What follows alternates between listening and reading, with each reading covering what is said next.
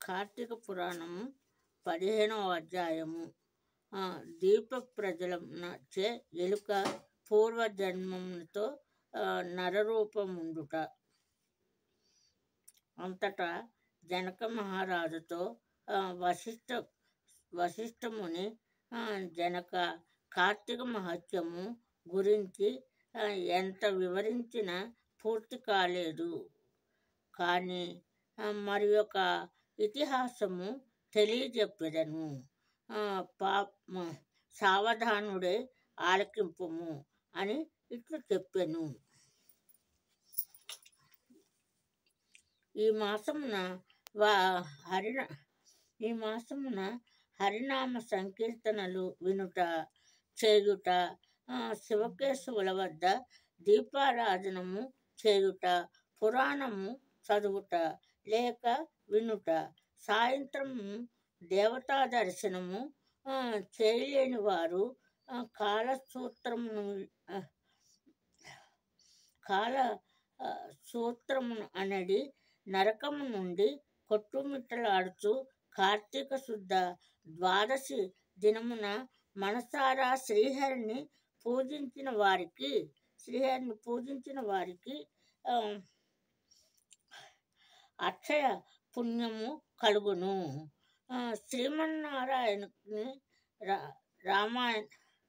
శ్రీమన్నారాయణుని గంధ పుష్ప అక్షంతులతో పూజించి ధూప దీప నైవేద్యములు ఇచ్చిన ఎడల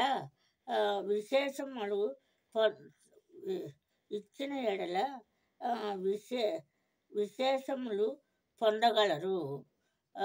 ఈ విధముగా నెల రోజులు విడవక చేసిన ఎడల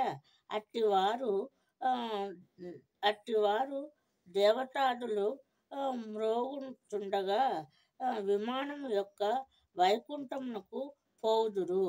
నెల రోజులు చేయలేని వారు కార్తీక శుద్ధ త్రయోదశి, చతుర్దశి, పూర్ణిమ రోజులైన నిష్ఠతో పూజలు చేసి ఆవు నేతితో దీపముంచవలెను. ఈ మహాకార్తీక మాసంలో ఆవు పాలు పితికినంతసేపు మాత్రము దీపముంచిన ఎడల మరో జన్మలో బ్రాహ్మణుడుగా జన్మించును. ఇతరులు ఉంచిన దీపము రోగత్రోసి వృద్ధి చేసిన ఎడలను లేక ఆరిపోయిన దీపమును వెలిగించినను అట్టి వారుల సమస్త పాపములు హరించును. అందువలన ఒక కథ కలదు,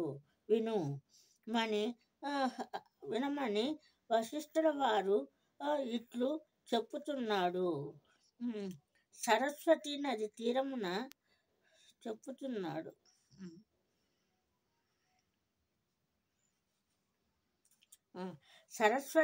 తీరమున శిథిలమైన దేవాలయం ఒకటి కలదు. కర్మ నిష్ఠులచే దయార్ద్ర హృదయమునకు గల ఒక యోగి పుంగిష్ఠుడు ఆ దేవాలయం వద్దనే వచ్చి కార్తీక మాసమునంతయు అతడే గడిపి పురాణము చేయు తలంపురాగా ఆ పాడుబడ్డ ఉన్న దేవాలయమును శుభ్రము చేసి ఊడ్చి నీళ్లతో కడిగి బొట్లు పెట్టి ప్రక్క గ్రామమునకు వెళ్ళి ప్రమిదలు తెచ్చి దూదితో ఒత్తులు చేసి 12 దీపములుంచి స్వామిని పూజించెను. నిష్ఠతో పురాణము చదువుతూ ఉండెను. ఈ విధముగా కార్తీక మాసము ప్రారంభం నుండి చేయుచుండెను.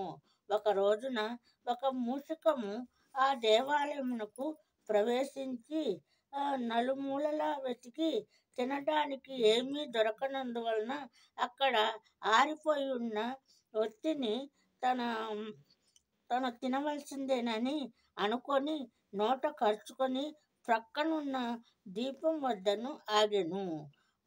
నోట కరిచిన ఉన్న ఒత్తి చివరకు అగ్ని అంటుకొని ఆరిపోయిన ఒత్తి కూడా వెలిగి వెలుతురు వచ్చెను. అది కార్తీక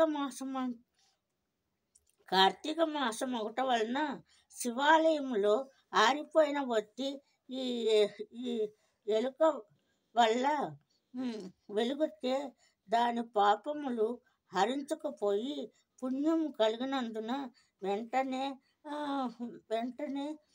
దాని రూపము మారి మానవ రూపంలో నిలబడెను.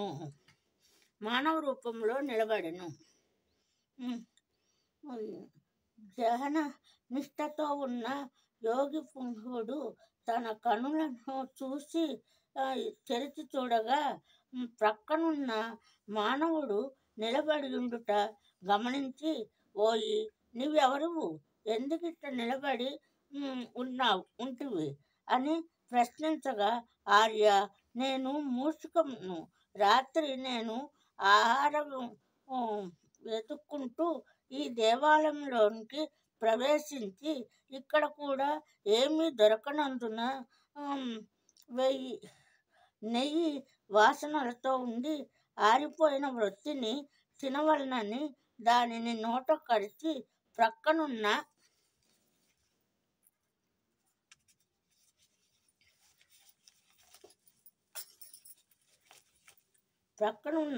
దీపము చెంత నిలబడి ఉండగా నా అదృష్టం కొలది ఆ ఒత్తి వెలుగుటచే నా పాపములు పోయినందున ఈ కాబోలు వెంటనే పూర్వజన్మ వెత్తితిని. కానీ ఓ మహానుభావ, నేను ఎందుకు మూషిక జన్మ ఎత్తిన అనిపించిందో దానికి గల కారణమేమిటో విశదీసింపుమని కోరెను.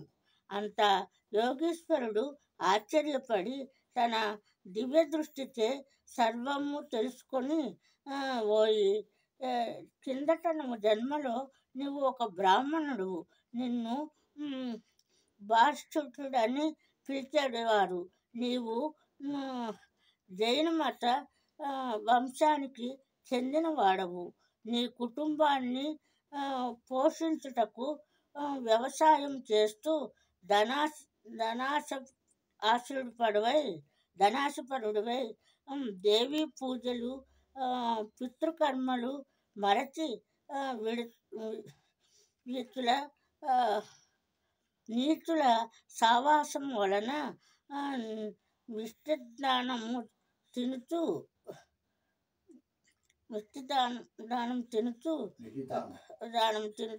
మంచి వారులను యోగులను నిందింపుడువు.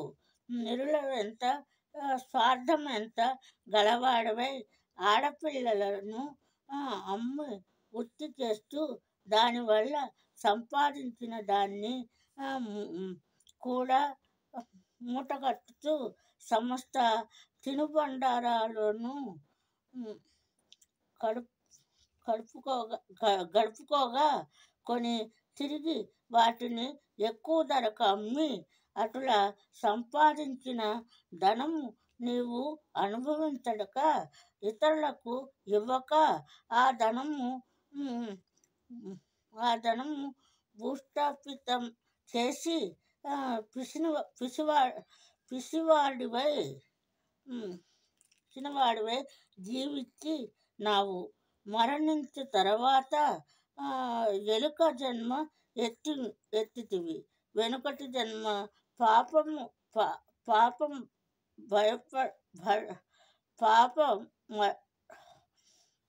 అనుభవించుతూ ఉంటివి. నేను భగవంతుని దగ్గర మరచిపోయిన దానిని వెలిగించుకొని తరువాత ఎలుక జన్మ ఎత్తి వెనుకటి జన్మ పాపములు అనుభవించుతూ నేడు భగవంతుని దగ్గర ఆరిపోయిన దీపాన్ని వెలిగించటం వలన పుణ్యాత్ముడిని అయితిని. దాని వలనే నీకు తిరిగి పూర్వజన్మ స్థాపించినది.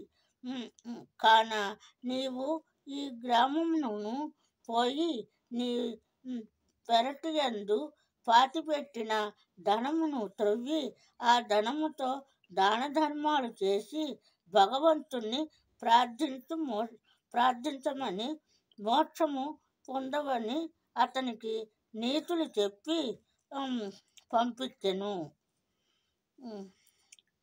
5వ అధ్యాయము 15వ రోజు పారాయణము సమాప్తము. ఇది చదివిన వారు విన్నవారు శివ సాయుధ్యము పొందువుగాక.